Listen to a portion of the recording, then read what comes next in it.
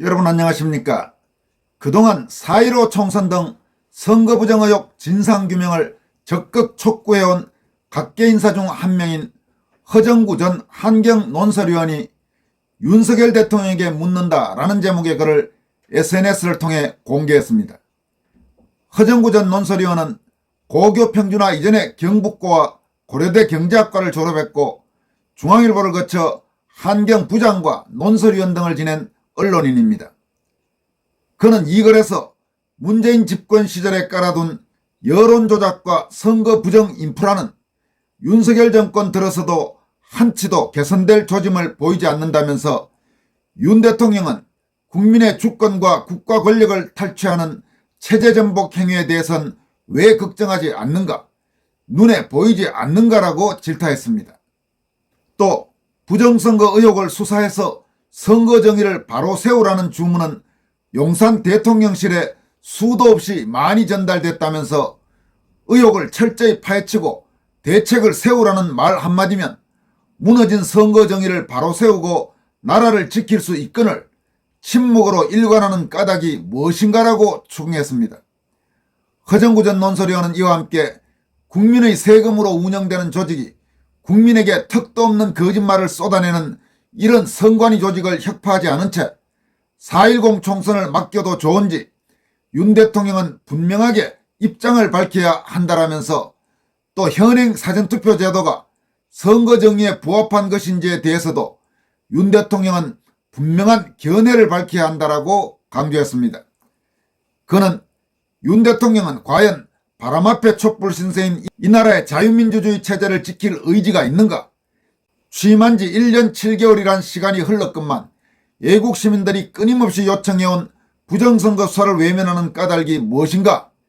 목숨을 걸고 부정선거를 결행한 카르텔 집단이 그렇게 두려운가라면서 윤 대통령은 국민을 대표하는 자리에 있는 만큼 그 자리에 오르게 한 국민에게 소상히 설명해야 할 책임과 의무가 있다라고 마무리했습니다. 그럼 허정구 전 환경논설위원이 이번에 공개서한 형식으로 발표한 윤석열 대통령에게 묻는다라는 제목의 글 전문을 소개해드리도록 하겠습니다. 윤석열 대통령은 이재명 민주당 대표가 피습당한 데 대해 1월 3일 테러는 어떤 것이든 범죄 행위를 넘어 자유민주주의의 적이라며 커다란 우려를 표명했다. 테러가 어찌 인신에 가해지는 것뿐이겠는가. 이 나라엔 인신 테러보다 무시무시한 테러가 수시로 벌어지고 있다. 여론조사 조작과 투개표 조작이 바로 그것이다. 문재인 집권 시절에 깔아둔 여론조작과 선거부정 인프라는 윤석열 정권 들어서도 한치도 개선될 조짐을 보이지 않는다. 여론조사 조작과 투개표 조작은 테러의 차원을 넘어 특정 세력이 국민 주권을 훔쳐서 국가 권력을 탈취하는 체제 전복 행위임에도 불구하고 윤 대통령에게 묻는다. 야당 대표의 목이 1cm 찢어진 데 대해선 큰 걱정을 하면서 국민의 주권과 국가 권력을 탈취하는 체제 전복 행위에 대해선 왜 걱정하지 않는가? 눈에 보이지 않는가? 부정선거 의혹을 수사해서 선거 정의를 바로 세우라는 주문은 용산 대통령실에 수도 없이 많이 전달됐다. 지난해 10월엔 국정원이 선관위의 전산망을 보안 점검한 결과를 발표했다.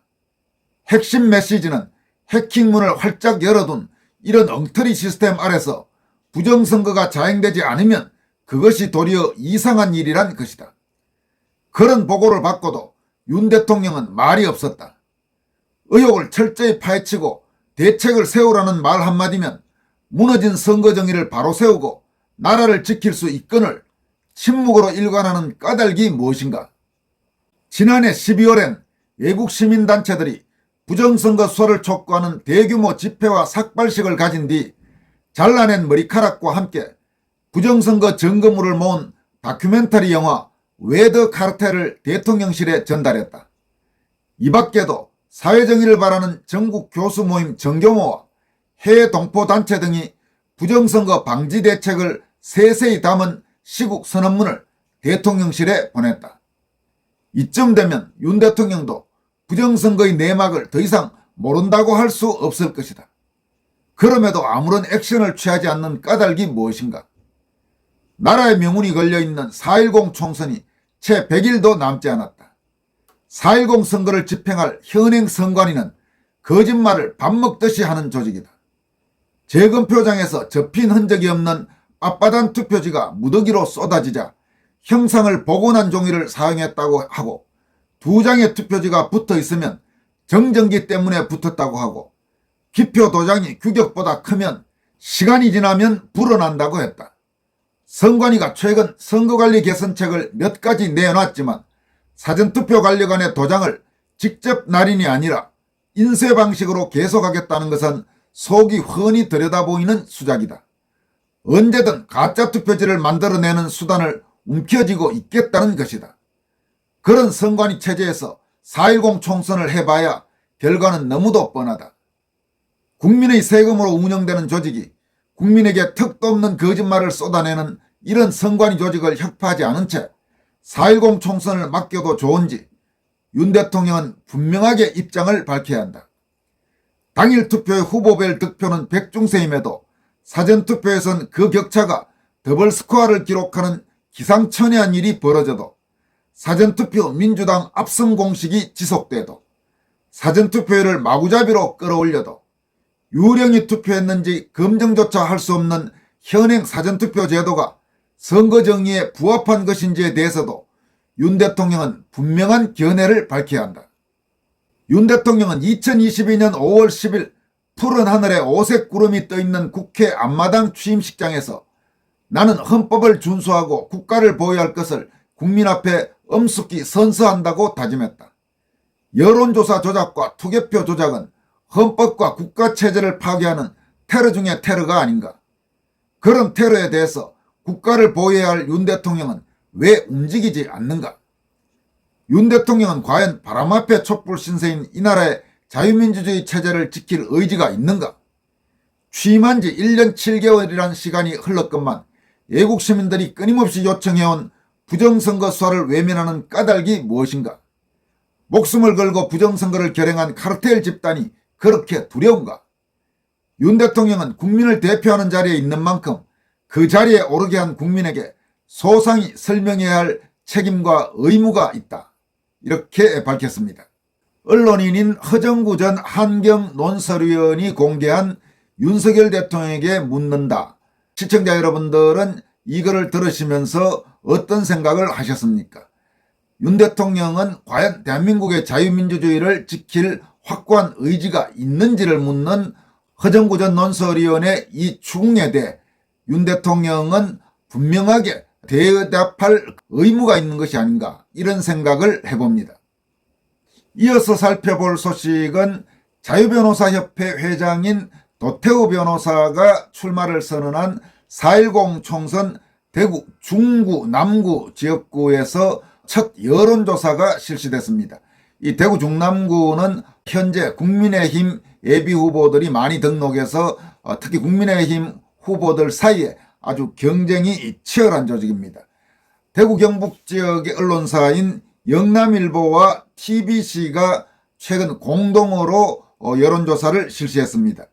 먼저 차기 국회의원 후보 적합도에서 현역 국회의원이죠. 지난 2022년 6월 보궐선거 때 당선됐던 대구 남구청장 출신의 임병헌 의원이 24%로 1위를 기록했습니다.